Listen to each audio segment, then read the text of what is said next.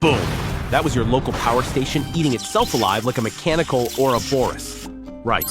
Now, look around you. See that microwave displaying absolutely nothing? Your Wi-Fi router blinking its death throes? That smartphone showing you've got 23% battery and dropping faster than your will to live? Welcome to Hour Zero of the Great Blackout, meatbag. The electrical grid just had a stroke. Transformers are exploding like Michael Bay's wet dream across 3 states. Your neighbor Larry, who always bragged about his emergency preparedness, he's currently standing in his driveway in his underwear, staring at his useless smart home like it personally betrayed him. But here's the kicker. You think this is about electricity going out? Wrong. This is about what crawls out of the woodwork when civilization's nightlight gets snuffed out. It's a temporary emergency. The darkness isn't your enemy. Thirst isn't your enemy. Cold isn't your enemy. Your enemies are the other survivors. And right now, while you're watching this video, they're already making their first fatal mistakes. Mistakes that will paint giant targets on their backs. Mistakes that will get them robbed, beaten, or worse by Tuesday. Don't believe me? Hurricane Katrina, Puerto Rico after Maria, Texas during the freeze. Dangerous. Dangerous people become your problem. The power's been out for exactly 17 minutes. Your neighbors are still in denial, posting Instagram stories about their camping adventure using their rapidly dying phone batteries. Time's ticking, survivor. The golden rule of darkness. In the land of the blind, the one-eyed man doesn't get to be king, he gets jumped by everyone else who wants his eyes. Here's your crash course in not becoming a victim when the lights go out permanently. Because spoiler alert, the blackout isn't temporary. The government isn't coming to save you, and your homeowner's insurance doesn't cover neighbor-induced apocalypse. 10 mistakes, 10 ways to die, 10 reasons why most people won't see next month. Let's count them down before you become one of them. Mistake number 1, turning your house into a beacon of stupidity. Hour 3 of the blackout. The neighborhood is darker than Netflix's future prospects. And there's your house, lit up like a Vegas casino having an identity crisis. The science. Light follows the inverse square law. Double the distance, quarter the brightness. But here's the thing. Human eyes are ridiculously good at detecting light sources in darkness. That single bulb in your window? Visible from literally miles away. You just became the most popular address in a 20-block radius. The fix. Blackout discipline. Heavy curtains aren't just decoration. They're survival gear. Layer them. Use blankets, cardboard, duct tape if necessary. Every photon leaking out is an invitation to your personal robbery. Create light traps. Inner rooms only. Never windows. Use red lights when possible. They preserve night vision and are harder to spot from outside. Pro tip? That romantic candlelit dinner you're planning? Save the romance after you've survived the apocalypse. Right now, that flickering candle is a beacon screaming free supplies here, come and take them. Pop culture reality. Remember the farmhouse in The Walking Dead? The one that survived because nobody knew it existed? Learn from Herschel. Be invisible. But when visibility becomes inevitable, have backup plans. Multiple exit routes, hidden caches of supplies in different locations. Because when they come, and they will come, your pretty lit house better not be a death trap with you inside it. Mistake number 2, hoarding like a dragon with ADHD. The science. Social psychology tells us that visible resource accumulation triggers competitive scarcity responses, and you spent another hour unloading them in broad daylight. Congratulations, you just held a press conference announcing your supply status. The fix. Gray man tactics. Look poor, act desperate. Complain loudly about having nothing while secretly stocking up through multiple trips, different stores, nighttime deliveries. Decoy runs work wonders. Buy obvious supplies at one store while bitching about prices. Then hit 3 other cache supplies in multiple hidden locations. Your shed, your car trunk, that spot in the woods you scouted last summer. Because when they come, and they will come, your pretty lit house better not be a death trap with you inside it. Historical precedent. Every famine in history follows the same pattern. First, they take from those who prepared. Then, they eat each other. Don't be step 1 in humanity's cannibalism progression. Movie logic. Smaug had all that gold sitting in one big pile. Look how that worked out for him. One archer with daddy issues and boom, roasted dragon. Diversify your treasure hoard. Mistake number 3, treating security like a polite suggestion. Your front door has 3 locks. Sounds impressive until you realize they're all attached to a door frame held together by particle board and wishful thinking. The physics. Force equals mass times acceleration. A motivated human running at your door generates roughly 1,500 pounds of force. Your decorative deadbolt is rated for about 300. Do the math. The chemistry of desperation.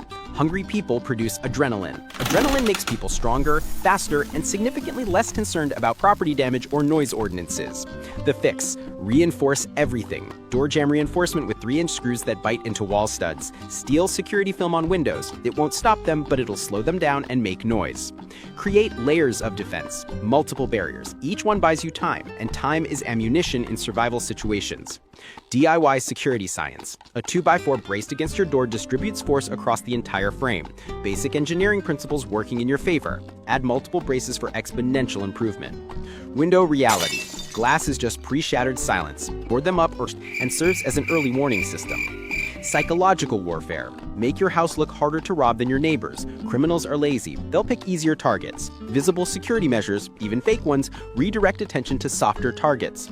Gaming logic. In Fallout, settlement defense ratings matter. Low defense attracts raiders. High defense makes them find easier prey. Real life follows video game logic more often than you'd think. Mistake number 5. Broadcasting your location like a reality TV star. Hour 6. Instagram still works because cell towers have backup power. And there you are, posting your authentic. Every social media post is a data package containing more information than you realize. Metadata includes GPS coordinates, device information, and network data. You're literally broadcasting your exact position to anyone who knows how to look. The science of surveillance. Cell tower triangulation can pinpoint your location within meters. Even with GPS disabled, your phone constantly pings nearby towers. That private post, it's got more tracking data than a NASA satellite. The fix. Digital blackout protocol. Turn off location services. Better yet, turn the phone entirely. Your battery is finite, and communication is a luxury you can't afford to waste on social media validation. If communication becomes necessary, use encrypted messaging apps. Share zero details about location, supplies, or current status. Who's prepared, who's vulnerable. Pop culture wisdom. Even the rebels in Star Wars knew to maintain communication silence when infiltrating the Death Star. Don't let the Empire, or your desperate neighbors, track your signal. The internet remembers everything, and desperate people have excellent memories for where resources might be found. Mistake number 5. Trusting every sad story and knock at your door. Day 3. Food supplies running low across the neighborhood. And here comes the Henderson family with their adorable kids asking for help because we didn't prepare like you did. The psychology of manipulation. Desperation makes people creative storytellers. Children as human shields, fake injuries, elaborate sob stories. Social engineering becomes survival strategy when civilization's referee stops showing up. The group dynamics. That family at your door might be genuine victims, or they might be the distraction while their friends circle around to your back door. Group tactics work because humans have evolutionary blind spots for coordinated deception. The fix. Never compromise your defensive position. Talk through the door. Offer help from a distance if your conscience demands it, but maintain your barriers. Create communication protocols. Establish safe words with legitimate allies. Anyone who doesn't know the current code doesn't get access. Verification systems. Real friends know personal details. Desperate strangers research their marks, but miss intimate details. Ask questions only genuine contacts would know. Historical precedent. The Trojan horse wasn't just ancient history, it was psychological warfare. The same tactic works today because human nature hasn't evolved past trusting apparent victims. Trust economics. Conversations travel blocks. Footsteps echo like gunshots. That keychain jingle announces your location to everyone within a quarter mile. The fix. Red light preserves night vision. Use it sparingly. Move silently. Communicate in whispers. Your life depends on being invisible and inaudible. Learn your house layout by touch. Count steps between rooms. Memorize furniture positions. Navigate in complete darkness like you've lived there forever, because you have, and now it might save your life. Sound discipline. Military units practice noise discipline because lives depend on stealth. Your situation is no different. Every sound is intelligence for potential threats. Acoustic camouflage.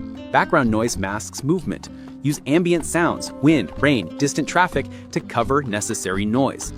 Sensory adaptation. With practice, your other senses compensate for limited vision. Hearing becomes more acute. Touch becomes more sensitive. Spatial awareness improves dramatically. Pop culture logic. Navy SEALs don't announce their presence with disco lights and air horns. Neither should you when enemy neighbors might be hunting for resources. Darkness is an ally when you learn to work with it instead of against it. Mistake number 8. Making noise like a dying industrial machine. Your generator chugs along 24/7 like a mechanical heart attack. Dogs bark at every shadow, kids scream because their iPads died and the Wi-Fi isn't working. Sound triangulation science. Multiple people can coordinate to pinpoint sound sources using basic trigonometry. That generator isn't just announcing you have power, it's providing GPS coordinates to anyone with functioning ears and basic math skills. Acoustic intelligence. Experienced criminals use sound to assess targets. Generator type indicates power capacity. Dog breeds suggest family demographics. Children's voices reveal family vulnerability points. The fix. Sound baffling and muffling. Relocate generators away from living areas. Use earth berms, blankets, any available material to absorb and redirect sound waves. Generator scheduling reduces both fuel consumption and exposure time. Run it during natural noise periods, dawn, dusk, when ambient sounds provide cover. Child management. Keep kids quiet through games, stories, activities that don't require electronic devices. A screaming child is an advertisement broadcasting vulnerable family with resources to every listening ear. Pet protocol. Train dogs to alert quietly instead of barking. Use hand signals. Reward silent behavior. Your dog's protective instincts can become a liability if they announce every perceived threat. Movie logic. The family in A Quiet Place survived alien invasion through sound discipline. Your situation is less sci-fi, but equally deadly. Silence isn't just golden, it's life insurance. Every sound is intelligence. Every quiet moment is tactical advantage. Mistake number 9. Going solo like some kind of zombie movie protagonist. Week 3. You've decided that trusting anyone is weakness, so you're handling everything alone like some discount Rambo wannabe. In normal times, trust is renewable. During disasters, trust is finite ammunition. Spend it carefully or run out when you need it most. Movie reference. Remember the zombies in 28 Days Later learning to mimic human behavior? Real desperate humans are more creative and dangerous than movie zombies. Every open door is a potential breach. Every act of charity is a potential intelligence leak. Compassion is a luxury item during societal collapse. Mistake number 6. Playing with fire like a caffeinated arsonist.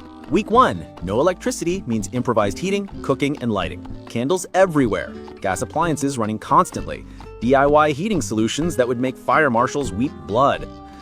The chemistry of combustion. Fire requires fuel, oxygen, and heat in proper ratios. During blackouts, you're surrounded by more fuel than a NASCAR racetrack. Dry wood, paper, fabric, furniture, your carefully hoarded supplies.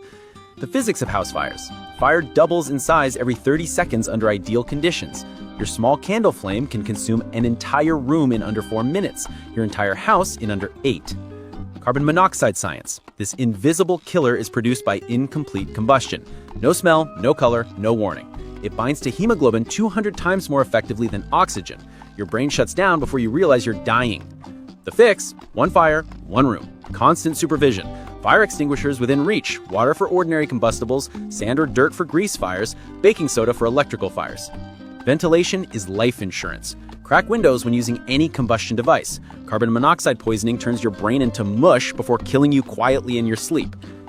Safety redundancy. Multiple extinguishing methods, multiple exit routes, multiple fire containment strategies. Assume everything will go wrong simultaneously because Murphy's Law loves disasters. Darwin Award prevention. The Last of Us characters survived 20 years of apocalypse without dying in house fires. If fictional characters can manage fire safety during fungal zombie outbreaks, you can handle it during a power outage. Fire doesn't care about your survival plans, it consumes everything equally: your supplies, your shelter, your life. Mistake number 7, announcing your presence like a Broadway musical. Week 2, you're stumbling around with flashlights blazing, talking at normal volume, jingling keys like some kind of apocalypse Christmas ornament. The science of night vision. Your eyes contain rods and cones. Rods handle low light vision, but take 30 minutes to fully adapt to darkness. Every flash of white light resets this timer and blinds you to threats. Sound physics. In the unnatural quiet of a blackout, sound carries 3 times further than normal. The mathematics of survival. One person can maintain security for roughly 6 hours before fatigue degrades effectiveness. Multiple people allow shift rotations, shared labor, redundant security coverage. Group psychology. Humans evolved as pack animals. Isolated individuals make more mistakes, take longer to complete tasks, and have no backup when situations go sideways unexpectedly. The fix? Carefully vetted mutual defense networks. Not your entire neighborhood, just people you've evaluated and confirmed trustworthy before the crisis hit. Establish clear agreements about resource sharing, defense responsibilities, and decision-making protocols. Put everything in writing before desperation makes everyone creative with interpretations. Verification protocols. Trust, but verify everything. Confirm stories, cross-check information, maintain situational awareness about group dynamics. Division of labor. Specialization increases efficiency. One person handles security while another manages food prep. Rotation prevents fatigue and maintains alert levels.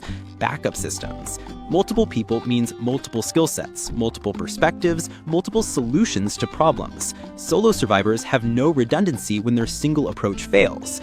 Game theory. Even in Fallout, settlements with multiple defenders survive longer than lone wanderers. Video games simulate resource scarcity accurately. Learn from their math. But remember, every person in your group is both an asset and a liability. Choose carefully, trust slowly, verify constantly. Mistake number 10, believing the cavalry is coming. It'll be back on tomorrow. FEMA will fix this. The government always handles these things. This can't last long in America. Infrastructure reality. The electrical grid is held together with duct tape, prayer, and equipment installed during the Kennedy administration. Cascading failures can take months to repair when spare parts don't exist, and repair crews can't reach damaged equipment. Government response science. Federal disaster response follows established timelines. Local response, 72 hours. State response, 1 week. Federal response, whenever bureaucracy finishes arguing about jurisdiction and funding. Economic physics. Every day without power caused the economy billions. But restarting a dead grid isn't like flipping a light switch. It's like performing heart surgery on a patient who's been dead for a week.